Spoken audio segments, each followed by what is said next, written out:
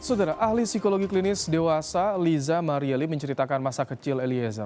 Dari hasil pemeriksaan, terdakwa punya karakter yang cenderung patuh, menghindari konflik dan nurut.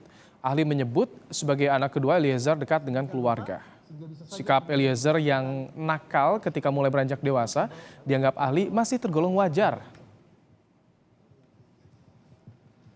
Baik, menarik ya. Dari anamnesa dengan Richard dan juga dengan orang tua. Hubungan mereka sangat dekat. Itu sama-sama menceritakan yang hal yang sama. Betapa Richard itu dari kecil memang dia anak kedua dari dua bersaudara, dua-duanya laki-laki.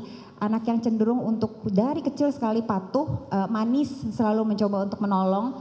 Pernah beberapa kali pada saat fase sekolah dasar itu berantem dengan teman, tapi pulang ke rumah itu lebih meneteskan air mata. Terus ditanya sama mamanya kenapa enggak melawan, menurut dia nggak apa-apa, udahlah biarin aja. Jadi memang ada kecenderungan Richard itu avoidance konflik. Salah satu yang dari kecil terlihat dari Richard adalah patuh, avoidance konflik, menghindari konflik, dan cenderung nurut aja, selalu mencoba untuk menjaga kedamaian.